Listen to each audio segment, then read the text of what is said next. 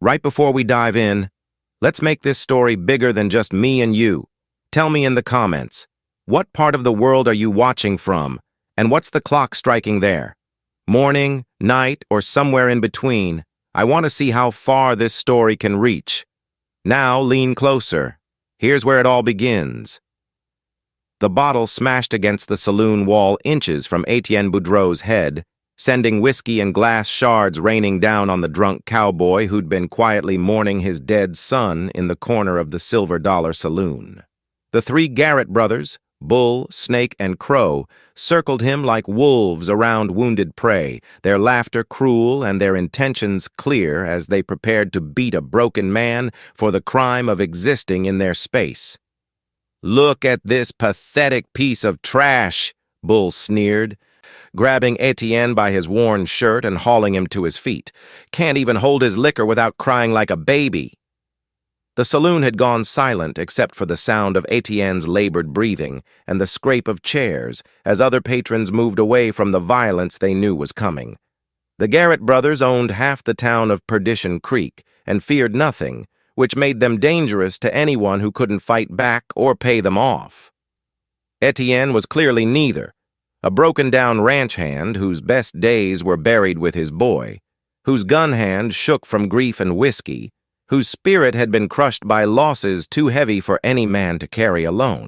But in the far corner of the saloon, a figure in black had been watching the confrontation with eyes that missed nothing and a stillness that suggested coiled violence waiting for the right moment to spring.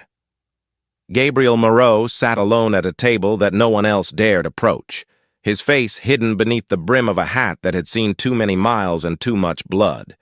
He'd been nursing the same whiskey for 2 hours, but his attention wasn't on the alcohol. It was on the three men who thought their reputation for brutality gave them the right to torment someone who couldn't defend himself. Snake Garrett kicked over Etienne's chair and shoved him against the bar, while Crow began going through the drunk cowboy's pockets for whatever money he might have left after drowning his sorrows in cheap whiskey. "Please," Etienne mumbled. His words slurred, but his dignity still intact despite everything they were doing to humiliate him. "Just leave me be. I ain't done nothing to you boys. Just trying to drink in peace and remember my son who died fighting for this territory's freedom." The mention of his dead boy only made the Garrett brothers laugh harder, because they found genuine grief amusing in the way that only truly cruel men could. The moment that changed everything came when Bull Garrett drew back his fist to deliver a beating that would leave Etienne broken and bloody on the saloon floor, his cruelty interrupted by the sound of a chair scraping against wooden planks as Gabriel Maro finally stood up. The man in black was tall and lean, with the kind of predatory grace that made experienced killers step aside and ordinary bullies reconsider their life choices. When he spoke, his voice carried the quiet authority of someone who'd faced death so many times that living men held no terror for him whatsoever. "That's enough," Gabriel said, his words falling into the silent saloon like stones into still water. "Walk away now, or learn why they call me the Devil's Shadow." Gabriel Maro's reputation had preceded him to Perdition Creek, like the shadow of an approaching storm. Whispered in saloons and gambling halls across 3 territories by men who'd survived encounters with the deadliest gunfighter in the West and lived to spread warnings about the man who killed without mercy, but never without reason. He was a legend, wrapped in black leather and silence. Someone whose real name was known but whose true story remained hidden behind years of calculated violence that had made him the most feared and respected gun for hire between the Mississippi and the Pacific Ocean. The stories told about Gabriel varied depending on who was doing the telling, but they all agreed on certain facts that had been confirmed by too many witnesses to be dismissed as frontier exaggeration. He'd killed 37 men in fair fights, and twice that number in situations where fairness had been sacrificed for survival, his speed with a gun approaching the supernatural in accuracy and timing that defied human limitations. More importantly, he'd never been known to draw his weapon against anyone who didn't deserve killing, which made him something rarer than a fast gun. He was a fast gun with a moral code that governed when and why he used his deadly skills. What made Gabriel truly dangerous wasn't just his ability to kill, but his intelligence in choosing when killing was necessary and when other forms of justice might serve better. He'd been a lawman, a soldier, an outlaw, and a vigilante, adapting his methods to serve principles that remained constant, even as his official allegiances changed. People who hired Gabriel Maro weren't just buying a gun. They were purchasing the services of someone who understood that true power came from knowing when to use violence and when to hold it in reserve as a threat that was more effective than any actual bloodshed.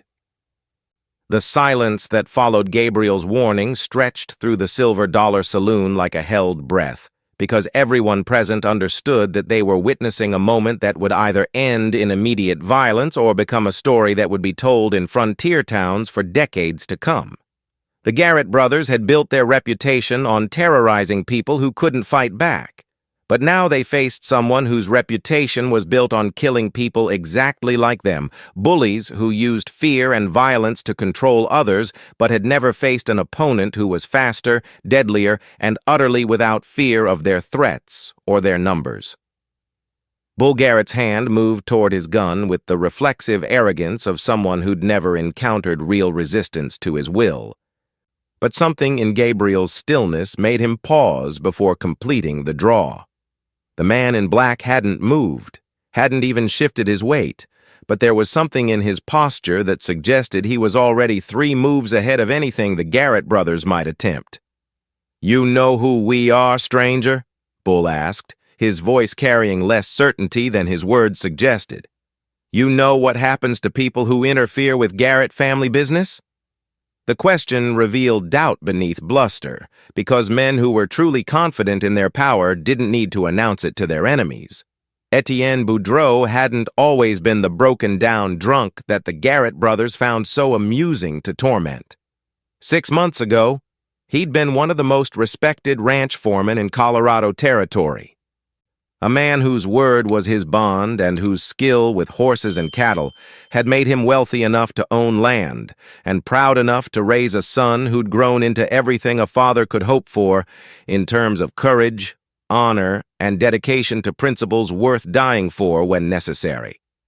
The tragedy that had transformed Etienne from respected rancher to grieving drunk began with the territorial war that had torn Colorado apart when corporate interests tried to seize control of water rights that belonged to small ranchers and farming communities. His son Marcel had joined the volunteer militia that fought to protect property rights against hired armies brought in by Eastern Railroad and mining companies, believing that some things were worth fighting for regardless of the personal cost. The boy had been 19 years old, full of idealism and courage that his father had instilled through years of teaching him that a man's character was measured by his willingness to stand up for what was right, even when standing up meant standing alone. Marcel Boudreau died in an ambush that had been set up by corrupt territorial officials who'd been bought by the same corporate interests he'd been fighting against, killed along with 12 other young men whose only crime had been believing that justice was more important than profit and that freedom was worth defending against anyone who tried to steal it through legal manipulation or outright violence.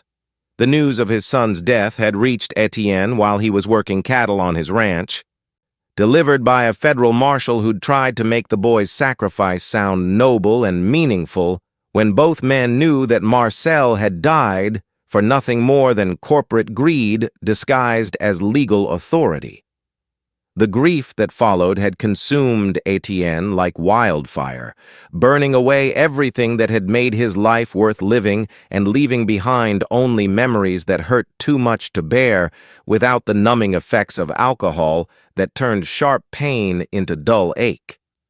He'd sold his ranch for a fraction of its value, given away his cattle to neighbors who needed them more than he needed money, and spent the last 6 months drifting from town to town, trying to drink away memories of a son whose laughter had once filled his house and whose death had left silence that no amount of whiskey could break. The Garrett brothers' mockery of his grief struck at the rawest nerve in Etienne's wounded soul, because they represented everything his son had died fighting against.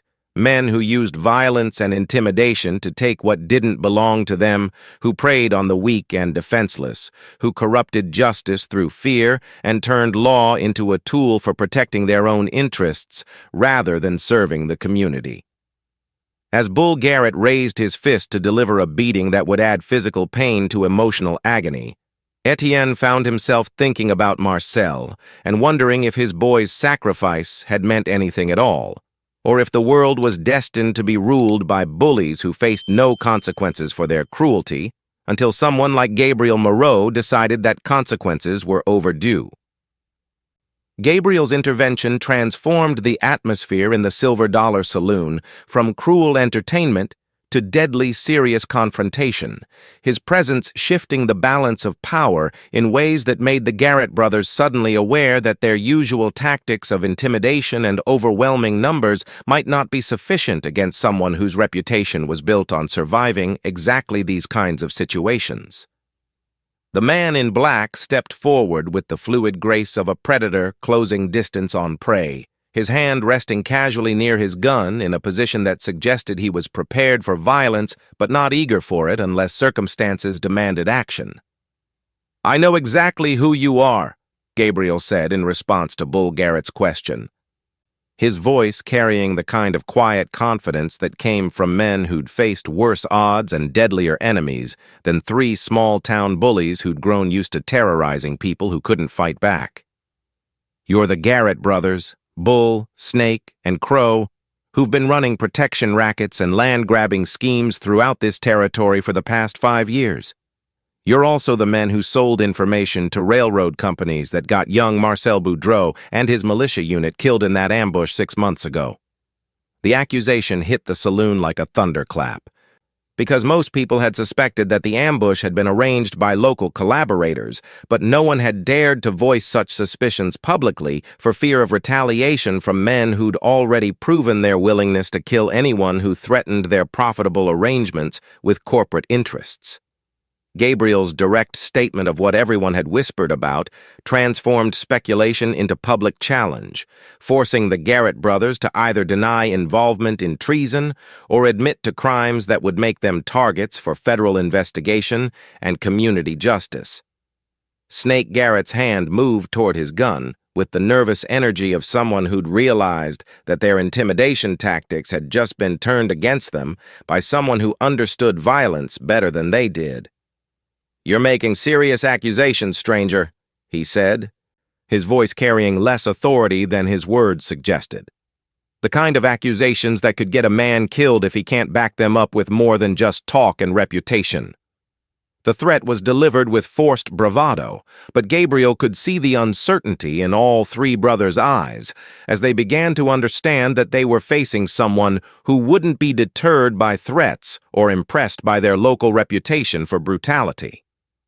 "I can back up everything I've said," Gabriel replied, his stance shifting almost imperceptibly as he prepared for the violence that was becoming inevitable with each passing second. "The question is whether you boys are ready to face the consequences of your choices, or whether you'd prefer to walk out of here while you still can and never bother Mr. Boudreau again. Because if you choose violence, I promise you that this saloon will become the last place any of you ever draw breath, and your deaths will serve as a lesson to anyone else who thinks that grief makes a man fair target for cowards who only fight when they outnumber their victims 3-1.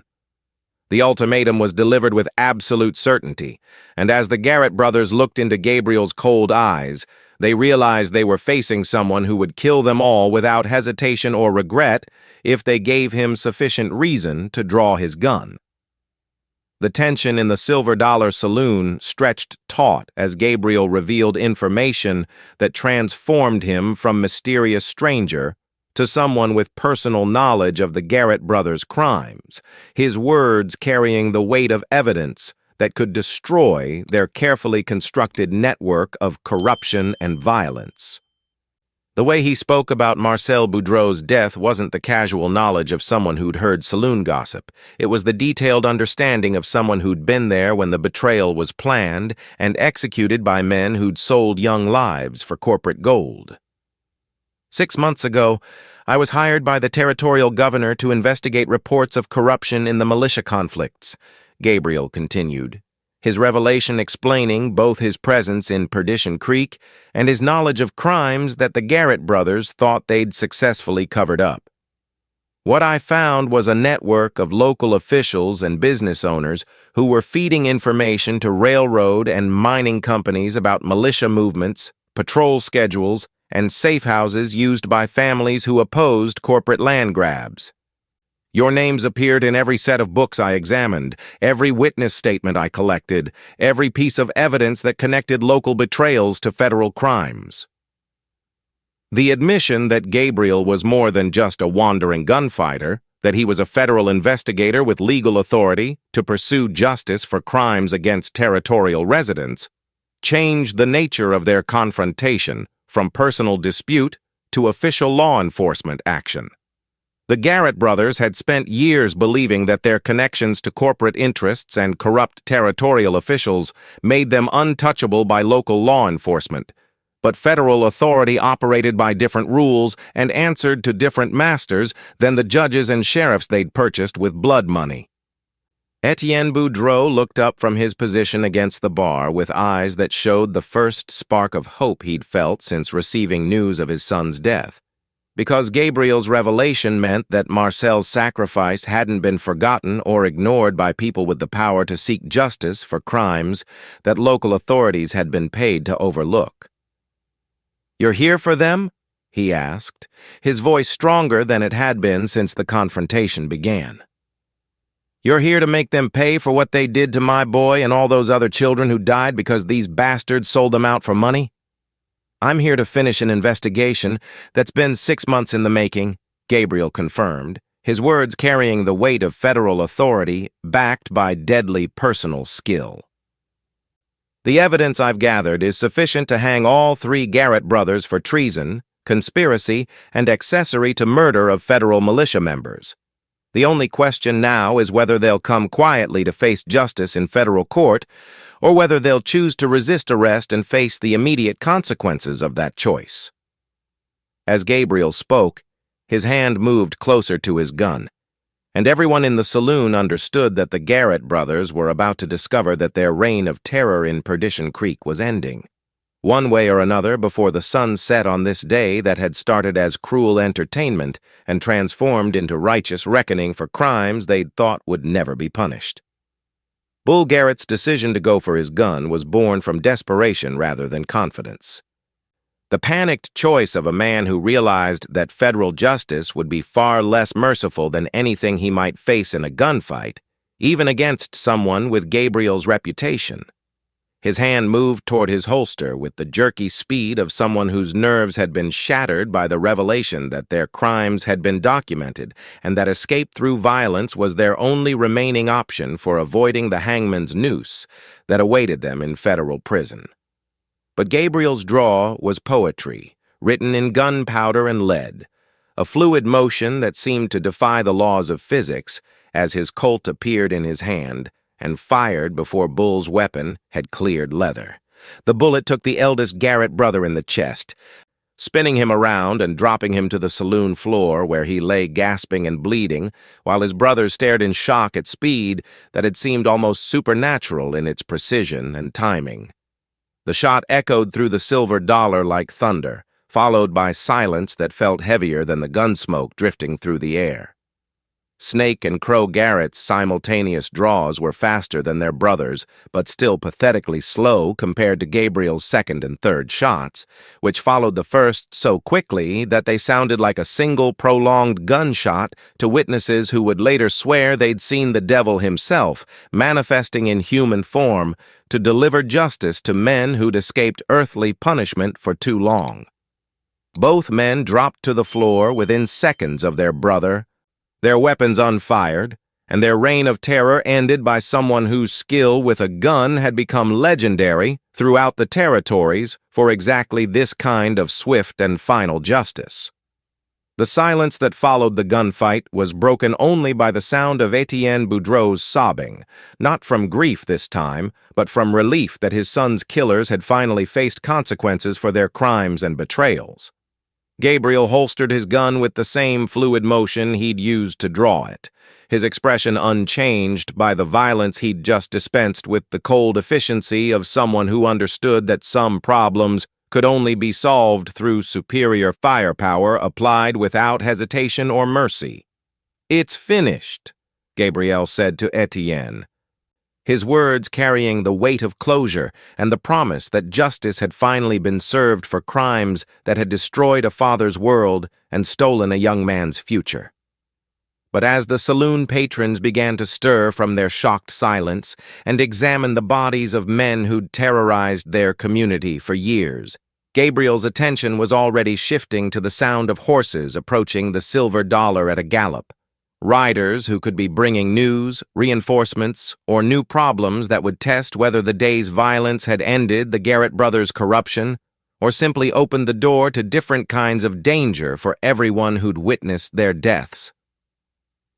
The riders who thundered up to the Silver Dollar Saloon brought news that transformed Gabriel's successful elimination of the Garrett brothers from triumph to the beginning of a larger conflict that would test everything he'd learned about justice, survival, and the price of standing up to corruption that reached far beyond 3 local bullies. Marshal Tom Bradley and his deputy Jake Morrison dismounted from horses that were lathered with sweat from hard riding, their faces grim with information that had sent them racing toward Perdition Creek, with urgency that suggested matters of life and death rather than routine law enforcement business. "Gabriel Maro," Bradley called as he pushed through the saloon's batwing doors, his voice carrying authority mixed with relief at finding the man he'd been seeking. "Thank God you're still here. We got word that the Garrett brothers were planning to ambush you tonight, but it looks like you solved that problem in your usual efficient manner." The marshal's examination of the 3 bodies sprawled across the saloon floor revealed satisfaction rather than concern, because he knew the Garrett brothers' reputation and understood that their deaths would make his job easier rather than more complicated. But the relief in Bradley's voice was overshadowed by worry that suggested the Garrett brothers had been only part of a larger problem that their deaths might have made worse rather than better. "The bad news is that Josiah Blackwood got word about your investigation before we could arrest him," Bradley continued, naming the territorial judge who'd been the Garrett brothers' primary contact with corrupt officials who sold justice to the highest bidders. "He's fled to his ranch outside of town with a private army of hired guns, and he's got federal evidence that could implicate dozens of other officials if it falls into the wrong hands." The revelation that Judge Blackwood had escaped with evidence that could destroy or protect a network of corruption spanning multiple territories changed the nature of Gabriel's mission from investigation to recovery operation that would require more than just superior gunfighting skills to complete successfully. Blackwood's ranch was a fortress that had been built to withstand Indian attacks and outlaw raids, defended by men who'd been hired specifically for their willingness to kill anyone who threatened their employer's freedom or financial interests. "There's more," Deputy Morrison added, his young face pale with information that had shaken even experienced lawmen who thought they'd seen everything frontier justice had to offer. "Blackwood's got Etienne's daughter-in-law and grandchild as hostages, Marcel's widow and his son that nobody knew about, a boy who was born after Marcel left for the war. Blackwood's using them as insurance to make sure nobody comes after him while he arranges passage to Mexico and a new life where federal warrants can't reach him." The news hit Etienne like a physical blow, because he'd thought his family line had died with Marcel and hadn't known that his son had left behind a widow and child who were now in the hands of the man ultimately responsible for their husband and father's death. "Marie and little Marcel," he gasped, his grief-numbed mind struggling to process the information that he had family members who needed his protection. "They're alive, and that bastard Blackwood has them?" The discovery that he had something left to live for, and something worth fighting for, began to burn away the alcohol-induced haze that had clouded his judgment for 6 months, replacing despair with rage that promised violence against anyone who threatened the last connections he had to his beloved son. The plan to rescue Marie and little Marcel from Judge Blackwood's fortified ranch required more than just Gabriel's legendary gun skills. It demanded coordination between federal law enforcement, local allies who'd suffered under the corruption network, and a broken-down cowboy whose grief had been transformed into determination by the discovery that his son's family needed his protection. Bradley's small force of federal marshals was outnumbered by Blackwood's hired army, but they had advantages that money couldn't buy: legitimacy, local support, and Gabriel Maro's reputation for turning impossible odds into decisive victories. Gabriel's assessment of Blackwood's defenses revealed a fortress that had been designed to withstand frontal assault, but might be vulnerable to infiltration by someone with the skills and knowledge to exploit weaknesses that hired guns wouldn't recognize or protect against. The ranch house sat on high ground surrounded by open fields that provided clear lines of sight for defending marksmen, but it also relied on water from a spring that could be accessed through tunnels that Blackwood's architects hadn't considered when designing their supposedly impregnable stronghold. "I can get inside," Gabriel explained to the assembled rescue team, his plan requiring precision timing and absolute faith in his ability to neutralize guards without alerting the entire compound to their presence. "But I'll need distractions to draw attention away from the main house while I locate the hostages and prepare them for evacuation. Once I give the signal, you'll have maybe 10 minutes to get them out before Blackwood's men realize what's happening and start shooting anything that moves." Etienne's insistence on participating in the rescue mission, despite his condition and emotional state, created tension within the team, because everyone understood that his personal involvement could compromise the operation if his need for revenge overcame tactical discipline. But Gabriel recognized something in the grieving father's eyes that reminded him of his own transformation from broken man to focused instrument of justice. And he understood that Etienne needed to be part of saving his family as much as they needed him to help coordinate their escape.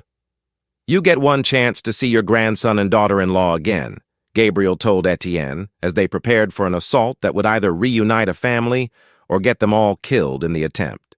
"But that chance depends on you following orders, controlling your emotions, and trusting me to handle Blackwood when the time comes. Can you do that for them? Can you be the man Marcel would want his father to be when his family needs protection?" The challenge was designed to focus Etienne's attention on what mattered most: saving innocent lives rather than simply seeking revenge, and as the old cowboy nodded his agreement, Gabriel saw glimpses of the strong and capable man who'd raised a hero and might still have heroism left in his own wounded heart. Gabriel's approach to Blackwood's ranch compound under cover of darkness showcased the skills that had made him legendary among men who lived and died by their ability to move unseen through hostile territory where discovery meant immediate death. He crossed the open ground between the tree line and the ranch buildings like a shadow given substance, using natural cover and guard patrol patterns to avoid detection by sentries who'd been hired for their willingness to kill rather than their competence at preventing infiltration by someone with Gabriel's training and experience. The compound's layout revealed the paranoia and practical security concerns of a man who'd made too many enemies through years of corruption and betrayal, with overlapping fields of fire from guard positions and multiple escape routes that suggested Blackwood had always known that his crimes would eventually catch up with him. But the defenses had been designed to stop frontal assault rather than surgical infiltration, and Gabriel found gaps in their coverage that allowed him to reach the main house without triggering alarms that would alert the entire garrison to his presence. Inside the ranch house, Gabriel's search for the hostages required him to navigate through rooms filled with evidence of Blackwood's wealth and corruption, artwork purchased with blood money, furniture that had been bought with funds stolen from territorial development projects, and documents that revealed the full scope of a criminal network that had been systematically looting Colorado territory for corporate interests. But what he was looking for wasn't evidence of past crimes. It was Marie and little Marcel Boudreau, whose lives represented the future that Etienne needed to rebuild his world around protecting rather than mourning. He found them in a locked bedroom on the second floor, guarded by two men whose attention was focused outward rather than on their prisoners. A mistake that cost them their lives when Gabriel's knife found their hearts before they could cry out warnings to their compatriots. Marie Boudreau was younger than Gabriel had expected, perhaps 22 or 23, with the kind of frontier strength that had allowed her to survive widowhood and protect her child despite circumstances that would have broken weaker spirits. The boy was maybe 5 years old, with his father's dark hair and his grandfather's stubborn jaw, currently asleep in his mother's arms, despite the danger that surrounded them. "Mrs. Boudreau," Gabriel whispered, his voice pitched low to avoid alerting guards while conveying urgency and authority that would convince her to trust a stranger with her life and her child's future. "I'm Gabriel Maro, federal marshal. Your father-in-law sent me to get you and your son out of here safely. We don't have much time before the shooting starts. So I need you to follow my instructions exactly and trust that I know how to get you both home to the man who's been mourning his son and grandson for 6 months without knowing you existed." As he spoke, Gabriel could see recognition in Marie's eyes. She'd heard Marcel talk about the famous gunfighter who'd become a federal investigator, and she understood that if Gabriel Maro had come to rescue them, their chances of survival had just improved dramatically despite the seemingly impossible odds they faced against Blackwood's private army. Marie Boudreau's whispered explanation of how she and her son had ended up as Blackwood's prisoners revealed corruption that ran deeper than Gabriel's investigation had uncovered, involving land frauds that had been designed to steal property from families whose men had died fighting against corporate interests. Marcel had married Marie in secret before leaving for his final mission, but she'd been afraid to contact his family because Blackwood had threatened to kill her and the baby if she revealed her connection to the militia leader, whose death had become a rallying cry for territorial resistance movements. "Marcel knew they were going to betray him," Marie explained as Gabriel prepared them for escape through the same route he'd used to enter the compound. "He gave me papers that proved Judge Blackwood was taking money from railroad companies to arrange ambushes of militia units that threatened their operations. He said if anything happened to him, I should give the evidence to federal authorities. But Blackwood found out about the documents and took me and little Marcel to make sure they'd never see daylight." Her revelation that Marcel had been gathering evidence against the corruption network transformed his death from tragic waste into heroic sacrifice that had provided the ammunition needed to destroy his killers. The documents Marie had been protecting were hidden in a location that only she knew, sewn into her son's teddy bear in a way that would protect them from casual discovery while keeping them close enough to serve as insurance against the men who'd killed her husband. Gabriel's examination of the papers revealed evidence that would implicate dozens of territorial officials and corporate executives in crimes ranging from fraud to conspiracy to commit murder, making the rescue mission about more than just saving 2 innocent lives. It was about recovering proof that could bring down an entire network of corruption that had been bleeding the territory dry for years. "Those papers are why my husband died," Marie said, her voice carrying strength that belied her youth and circumstances. "And they're why our son is going to grow up knowing his father was a hero who gave his life to protect people from thieves who hide behind law books and judicial robes. Judge Blackwood thinks he can escape justice by running to Mexico, but Marcel's evidence will follow him there, and everywhere else he tries to hide from the consequences of his crimes." The determination in her voice reminded Gabriel of stories he'd heard about frontier women who'd defended their families against impossible odds. And he understood that Marie Boudreau was exactly the kind of person who deserved protection from men like Blackwood, who preyed on the innocent and defenseless. As Gabriel prepared to signal Bradley's team that the hostages were secure and ready for evacuation, the sound of gunfire erupted from the compound's perimeter defenses, indicating that their presence had been discovered and that the careful infiltration was about to become a running gunfight that would test everyone's courage and skill against odds that favored the defenders. "Stay close to me," Gabriel told Marie as he lifted little Marcel from her arms and prepared to fight their way through a fortress full of hired killers who would show no mercy to anyone associated with the federal investigation that threatened their employer's freedom. "Your father-in-law is waiting outside these walls to meet his grandson for the first time, and I intend to make sure that meeting happens even if I have to kill every man between here and safety to make it possible." The gunfight that erupted across Blackwood's ranch compound transformed the rescue mission into a desperate running battle where Gabriel's skill with weapons was tested by the need to protect hostages while fighting through defenders who had every advantage except moral authority and Gabriel's legendary reputation for surviving impossible odds.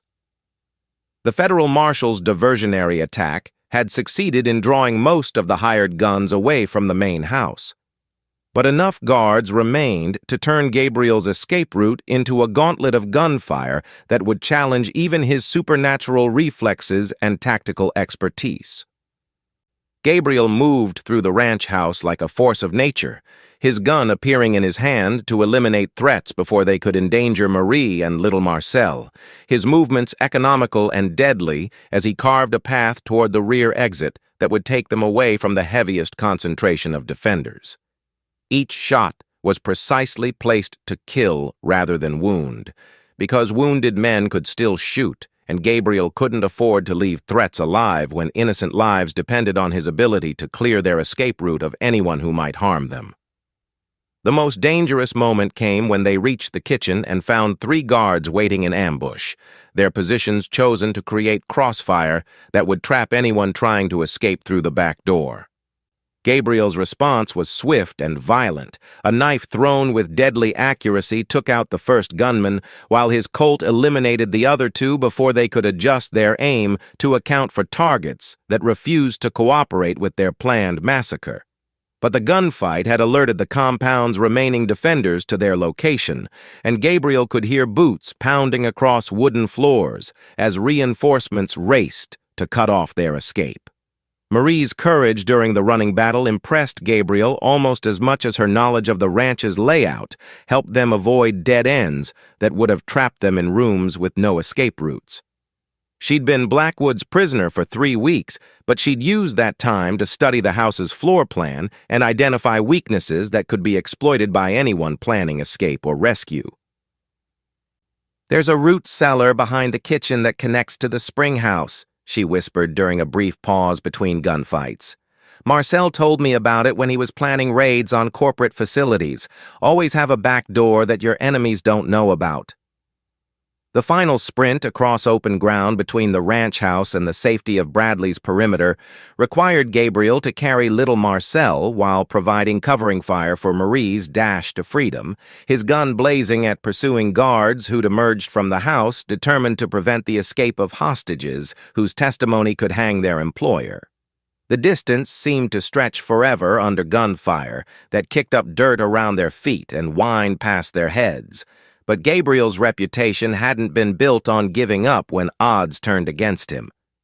And he wasn't about to start doubting his abilities when saving 2 innocent lives depended on reaching safety that lay just beyond the next ridge where Etienne Boudreau waited to meet the family he'd never known existed. The moment when Etienne Boudreau first saw his daughter-in-law and grandson was worth every bullet Gabriel had fired and every risk he'd taken to bring them safely out of Blackwood's compound, because the broken-down drunk cowboy's transformation into protective grandfather happened so quickly that it seemed like divine intervention rather than human emotion. The sight of little Marcel, who had his father's dark hair and his grandfather's stubborn chin, burned away 6 months of grief-fueled despair and replaced it with purpose that gave Etienne something worth living for beyond revenge and regret. "Marie," Etienne whispered, his voice breaking as he reached for the young woman who represented the last connection to his beloved son. "Marcel's wife? He told me about you in his letters, but I thought, when he died, I thought I'd lost everything that mattered. I didn't know about the boy, didn't know you were carrying his child when he left for that final mission." The reunion was conducted under gunfire from the ranch compound, but the bullets seemed less important than the healing that was taking place as a shattered family began to reassemble itself around shared loss and renewed hope. Little Marcel's first meeting with his grandfather was complicated by the violence surrounding them and the 5-year-old's confusion about strangers who claimed to be family. But there was something in Etienne's eyes that seemed to reassure the child that this weathered cowboy represented safety rather than threat. "Mama," the boy whispered, "is this the grandpapa you told me about? The one Papa said taught him to ride horses and shoot straight?" The innocent question carried weight that transformed Etienne from broken man into someone responsible for passing on Marcel's values to the next generation. Gabriel's tactical assessment of their situation revealed that while they'd successfully rescued the hostages, the real battle was just beginning because Blackwood's forces were regrouping for a counterattack that would try to recapture the prisoners before they could reach federal territory, where their testimony would be protected by constitutional guarantees rather than corrupt local officials. "We need to move," Gabriel announced to Bradley's team. "Blackwood knows those documents exist, and he'll sacrifice every man he's hired to prevent them from reaching a federal courthouse. This rescue mission just became a running retreat against odds that favor the pursuers." But as they prepared to begin the dangerous journey toward federal territory, Etienne's transformation from grief-stricken drunk to determined protector provided the kind of motivation that turned desperate escapes into successful battles against superior numbers. "I've got something worth fighting for again," he told Gabriel, his voice carrying strength that had been absent since Marcel's death. "Something worth staying sober for, worth living for, worth dying for if necessary. These bastards killed my son, but they're not going to destroy his family while I'm still breathing." The declaration marked the end of Etienne's self-destructive mourning and the beginning of his rebirth as a man whose love for his family was stronger than his grief for the past, and Gabriel understood that their chances of survival had just improved dramatically because they now had a grandfather who would fight like hell to protect the future his son had died to secure. Blackwood's pursuit of the federal marshals and their rescued hostages began at dawn with a force of 20 hired gunmen who'd been promised substantial bonuses for returning Marie and little Marcel to captivity before they could testify about corruption that reached into the highest levels of territorial government. The chase stretched across Colorado Badlands, where natural cover was scarce and pursuing riders had advantages of numbers, local knowledge, and desperation that made them dangerous opponents for anyone trying to protect non-combatants during a running retreat toward federal territory. Gabriel's strategy for evading pursuit relied on his knowledge of terrain that favored defenders over attackers, using natural choke points and defensive positions to slow down Blackwood's forces while Bradley's marshals escorted the hostages toward safety. But the plan required precise timing and absolute trust in Gabriel's ability to hold off superior numbers long enough for his allies to reach federal territory where Blackwood's hired guns would lose their legal immunity and face consequences for attacking federal officers performing their duties. The first major confrontation occurred at Devil's Canyon, where Gabriel took position among rocks that provided cover while forcing pursuing gunmen to approach through open ground that offered no protection from someone with his accuracy and knowledge of defensive shooting positions. His rifle work was surgical in its precision, eliminating threats without wasting ammunition, while sending clear messages to survivors that continued pursuit would be expensive in terms of lives lost for minimal chance of success. But Blackwood's desperation drove his men forward despite casualties that would have discouraged mercenaries with less compelling reasons to continue fighting. because they understood that failure to recapture the hostages would likely result in their own deaths when their employer faced federal justice for crimes that carried mandatory death sentences. The pursuit became a series of running battles where Gabriel's skill was tested against numbers that seemed to multiply despite his success in reducing their ranks through superior marksmanship and tactical positioning. The most dangerous moment came when little Marcel's exhaustion forced them to stop for rest that they couldn't afford, creating opportunity for Blackwood's forces to close distance and threaten the hostages with capture or death if Gabriel couldn't find ways to protect them while they recovered strength needed for continued flight. "I can't ride anymore," the 5-year-old sobbed, his small body pushed beyond endurance by hours of hard travel across rough country. "I want to go home, Mama. I want the bad men to stop chasing us." The child's distress forced Gabriel to make tactical decisions that balanced immediate safety against long-term survival, because stopping meant facing superior numbers while continuing meant risking the boy's health and ability to survive the journey to federal protection that remained miles away across hostile territory controlled by men who wanted them dead. The defensive position Gabriel chose at Eagle Rock represented their best chance of surviving Blackwood's final assault because the natural fortress provided clear fields of fire while limiting approaches that attacking forces could use to close distance without exposing themselves to devastating crossfire from defenders who knew how to make every shot count. The rock formation rose from the prairie like a stone castle, its walls carved by wind and water into defensive positions that military engineers couldn't have improved upon if they'd spent years planning fortifications against superior numbers. Gabriel's deployment of Bradley's marshals and Etienne among the rocks created overlapping zones of coverage that would force attackers to advance through killing fields where accurate rifle work could neutralize numerical advantages through superior positioning and disciplined fire control.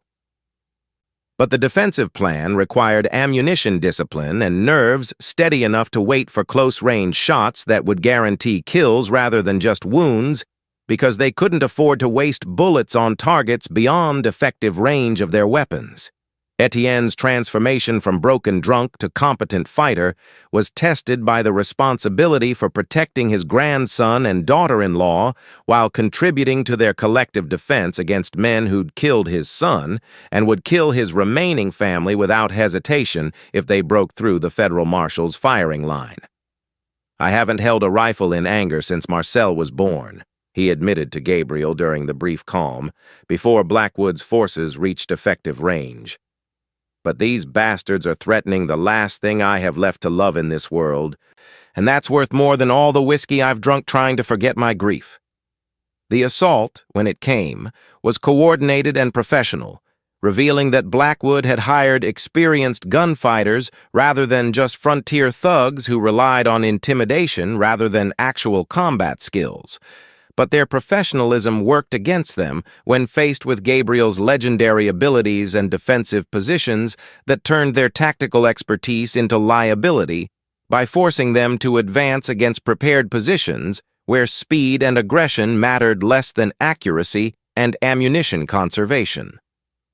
The battle's turning point came when Gabriel's rifle work eliminated Blackwood's field commander and 2 other leaders whose deaths broke the attackers' coordination and turned organized assault into chaotic individual efforts that the defenders could defeat through concentrated fire at targets who no longer supported each other effectively.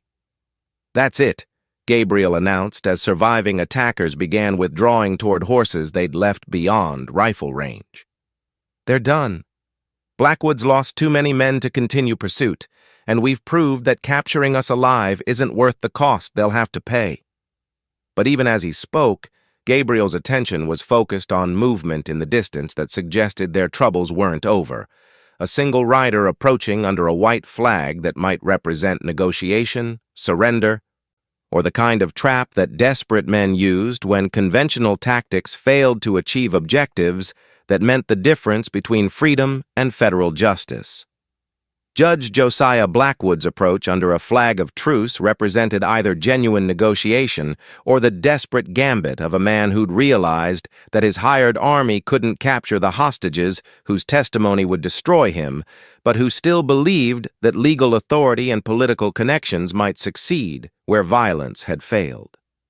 The corrupt judge rode toward Eagle Rock with 2 remaining bodyguards, his bearing still carrying the arrogance of someone accustomed to having his orders obeyed without question, despite the battlefield evidence that his power had limits when faced with superior firepower and moral authority. Gabriel's response to the white flag was tactically sound, but emotionally satisfying. He emerged from cover with his rifle trained on Blackwood's chest, ready to end the pursuit permanently if the judge's surrender proved to be another trap designed to get close enough to the hostages to threaten them directly. "Judge Blackwood," Gabriel called across the intervening distance, "you're under federal arrest for treason, conspiracy, and accessory to murder.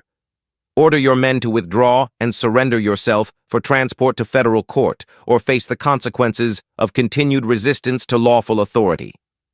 Blackwood's response revealed the depths of corruption that had convinced him he was above federal law and immune to consequences that applied to ordinary criminals who lacked his political connections and corporate backing. "Marshal Maro," he replied with false confidence, "you're interfering with territorial justice in pursuit of fugitives who've been charged with theft of federal property and assault on peace officers. I have warrants for their arrest, and I'm prepared to overlook your involvement in this matter if you surrender them immediately and return to your proper duties as a federal officer." The absurdity of Blackwood's position, treating the rescue of hostages as criminal activity while portraying himself as legitimate authority, would have been amusing if lives hadn't been at stake, and if the corruption he represented hadn't already cost Marcel Boudreau and dozens of other young men their lives in service to corporate interests disguised as territorial development. Gabriel's response was swift and final, his rifle shot taking Blackwood between the eyes before the corrupt judge could complete his prepared speech about legal immunity and federal jurisdiction. The elimination of Judge Blackwood ended the pursuit more effectively than any amount of negotiation could have achieved, because his remaining men understood that their employer's death had also ended their legal protection against charges of attacking federal officers and kidnapping innocent civilians. But Gabriel's satisfaction at ending Blackwood's threat was tempered by recognition that the judge's death was just one victory in a larger war against corruption that reached far beyond territorial boundaries and involved corporate interests that could hire replacement criminals to continue exploitation of frontier communities. "It's finished," he told Etienne, as they prepared to continue their journey toward federal territory. "But the real work of building justice in this territory is just beginning, and it's going to require people like you and Marie to make sure that Marcel's sacrifice leads to changes that protect future generations from the kind of corruption that got him killed."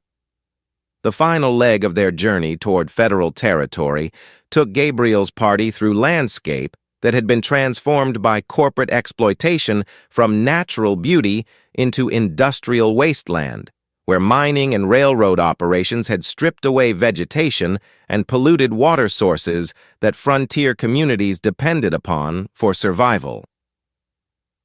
The devastation served as visible evidence of why young men like Marcel Boudreau had been willing to risk their lives fighting against corporate interests that treated territorial resources as private property to be exploited without regard for environmental or human consequences.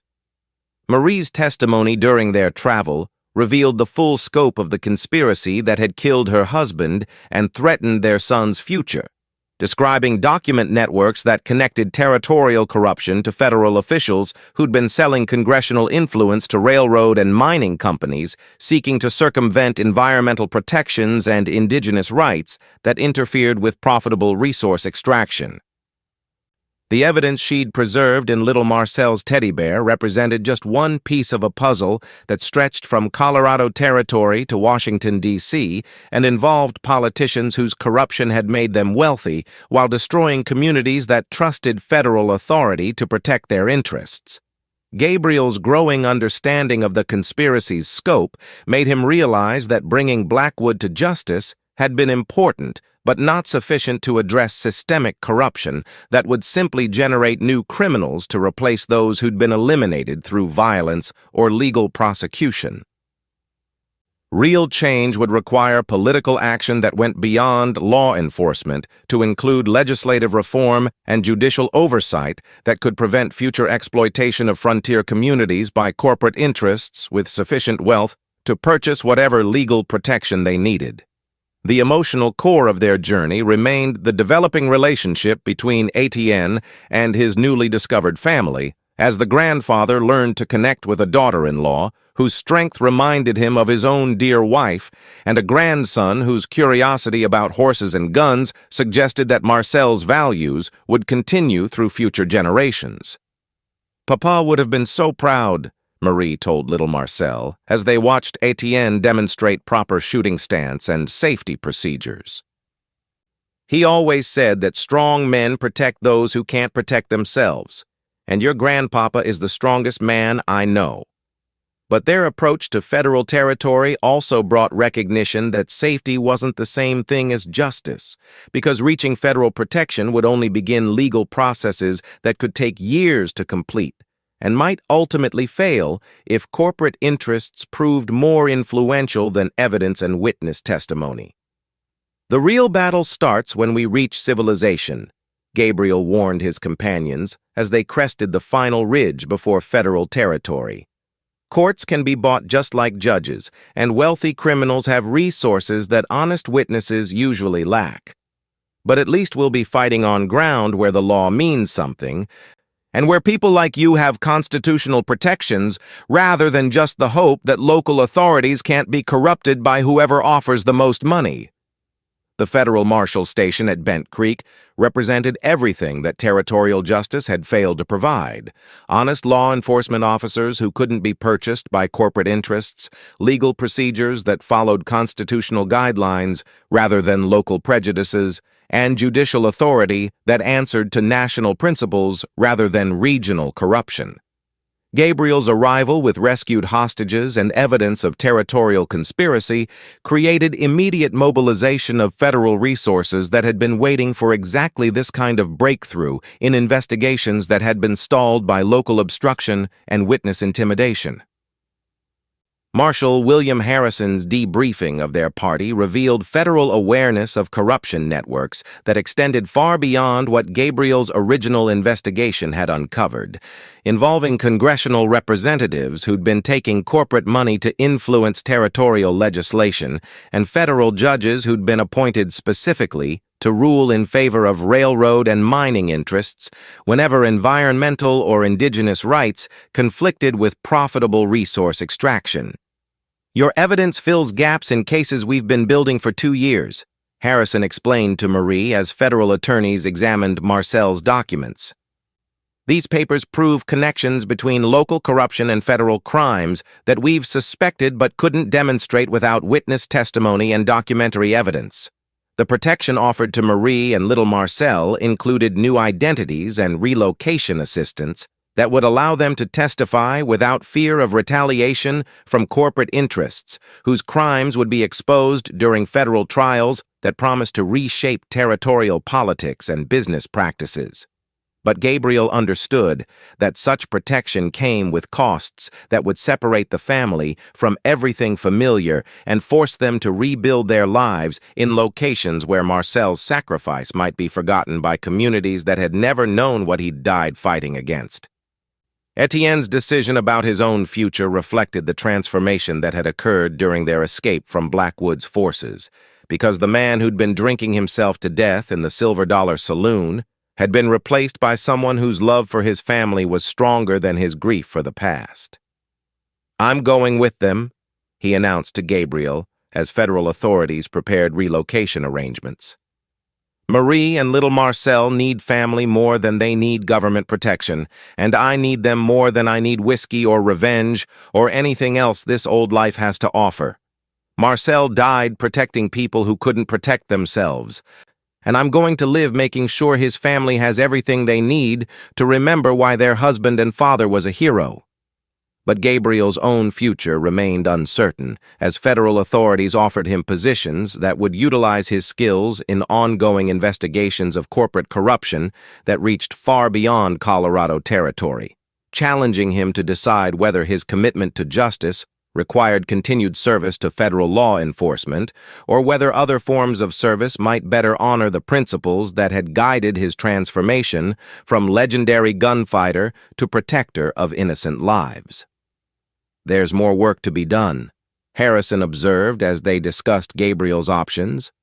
"More corruption to expose, more families to protect, more communities that need someone willing to stand up against people who think money and political connections make them above the law. The question is whether you're ready for battles that will be fought in courtrooms rather than street confrontations, using legal procedures rather than gun skills to achieve justice for people who deserve better than what territorial politics has been providing." The federal trial that resulted from Gabriel's investigation became known as the trial of the century throughout territories where corporate corruption had been accepted as inevitable rather than criminal.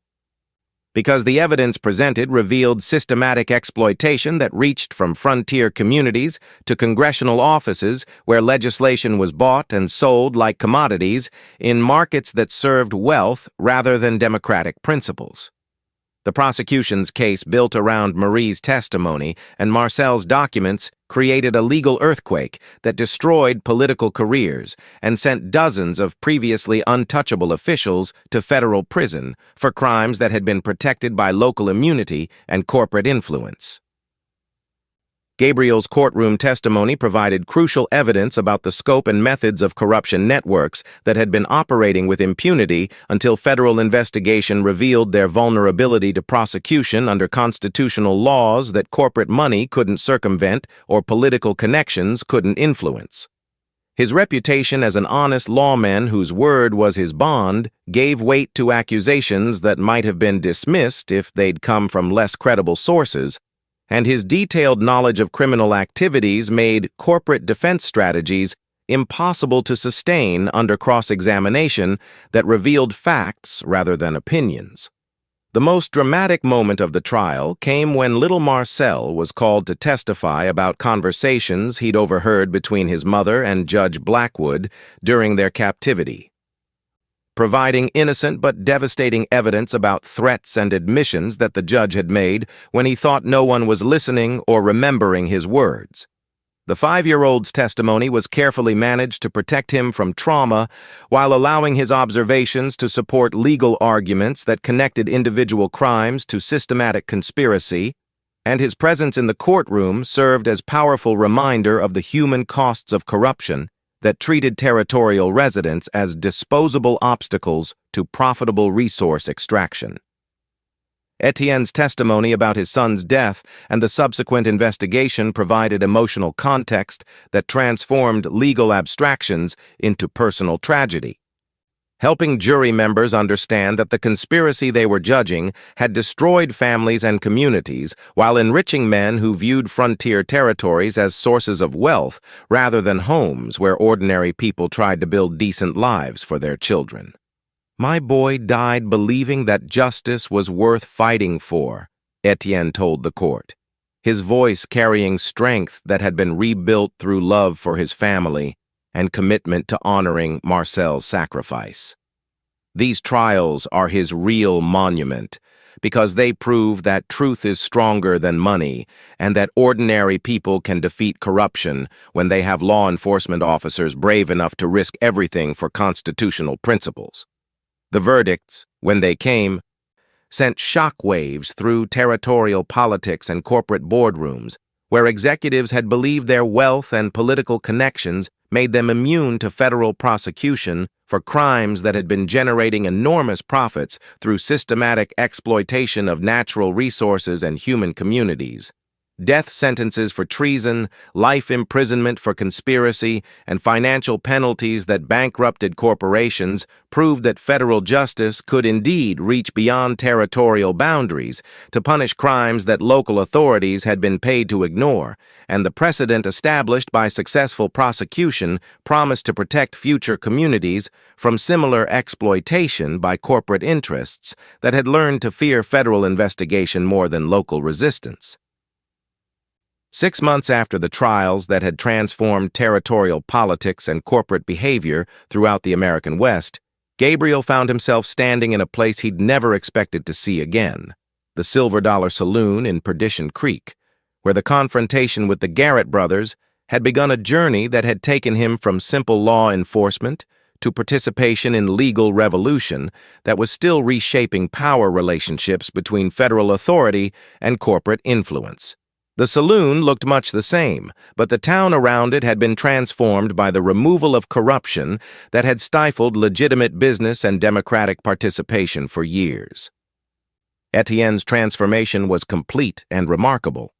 The broken-down drunk who'd been mourning his son's death had become a respected businessman whose honest dealing and community involvement had made him a leader in Perdition Creek's revival as a place where ordinary families could build decent lives without fear of exploitation by corrupt officials or corporate predators. His sobriety was rock solid, maintained by love for his family and commitment to honoring Marcel's memory through constructive action rather than self-destructive grief. And his relationship with Marie and little Marcel had given him purpose that made every day worth living.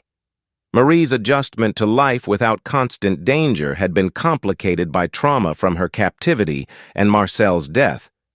But her strength and intelligence had helped her build new relationships within a community that appreciated her courage and respected her contribution to exposing corruption that had affected everyone's welfare. She'd established a school that served children throughout the area, combining practical education with respect for democratic values that would prepare future generations to participate in honest governance, rather than accepting corruption as inevitable. And her work had made her a beloved figure whose influence extended far beyond traditional roles that frontier society assigned to women. Little Marcel's growth from frightened child to confident boy had been supported by grandfather's love and community acceptance that provided security he'd never known during the dangerous months when his mother had been forced to hide from men who wanted to kill them both. His questions about his father's heroism and sacrifice were answered honestly but appropriately, helping him understand that Marcel's death had meaning that extended beyond personal tragedy to include protection of principles that were worth defending even at ultimate cost, and his pride in his family's contribution to justice was balanced by understanding that strength should be used to protect others rather than dominate them. Gabriel's own future had been settled through recognition that his skills were needed for ongoing federal investigations that required someone willing to risk everything for constitutional principles rather than personal advancement or financial gain. His appointment as chief federal investigator for territorial corruption cases represented trust that his commitment to justice was stronger than any temptation that corporate interests might offer, and his work had already begun to uncover new networks of exploitation that threatened communities throughout the expanding frontier where federal authority was still establishing itself against local resistance and corporate influence. 10 years later, the story of the silent gunslinger who'd stood up for a drunk cowboy in the Silver Dollar Saloon had become legend throughout the American West, told in countless variations but always carrying the same essential message: that ordinary people could find extraordinary courage when they witnessed injustice and decided that someone needed to pay for the suffering of innocent victims. Children who'd never seen Gabriel Maro knew his name and understood that he represented principles worth fighting for even when fighting seemed hopeless and justice seemed impossible to achieve. Etienne Boudreau had become a pillar of his community, his transformation from grief-stricken drunk to respected elder, serving as inspiration for anyone who'd suffered losses that seemed too heavy to bear without losing faith in life's possibility for meaning and purpose. His relationship with his grandson had produced a young man whose character reflected both Marcel's idealism and Etienne's practical wisdom, combining commitment to justice with understanding of what could be achieved through patient work rather than desperate violence, and whose future promised to honor his father's sacrifice through constructive contribution to democratic society rather than mere vengeance against its enemies. Marie's work as educator and community leader had influenced an entire generation of frontier children who grew up understanding that corruption was not inevitable, and that honest government was possible when ordinary citizens demanded accountability from their representatives and refused to accept exploitation as the price of economic development. Her students carried lessons about constitutional principles and democratic participation to communities throughout the territory, spreading values that made corruption more difficult to establish and maintain in places where educated citizens understood their rights and responsibilities. Gabriel's legend had grown beyond his actual achievements to become symbol of hope for anyone who faced impossible odds in fights against powerful enemies who seemed untouchable through conventional means. The reality of his continued work as federal investigator was less dramatic than the stories told about his confrontations with corporate criminals and corrupt officials, but his success in building legal cases that sent powerful men to prison had created practical results that protected communities from exploitation more effectively than any amount of violent revenge could have achieved. The Silver Dollar Saloon still stood in Perdition Creek, but it had been transformed from a place where cruelty was entertainment into a gathering place where community members met to discuss local affairs and plan improvements that would benefit everyone rather than just wealthy interests. A plaque near the bar commemorated the night when Gabriel Maro had taught 3 bullies that some actions carried consequences that could not be avoided through intimidation or influence, and every year on the anniversary of that confrontation, people gathered to remember that justice was possible when ordinary individuals found extraordinary courage to stand up for principles that were more important than personal safety or social approval. The drunk cowboy had been saved, the silent gunslinger had spoken through action rather than words, and the legend that emerged from their encounter continued to inspire anyone who believed that right was stronger than might when supported by people willing to risk everything for the protection of those who could not protect themselves.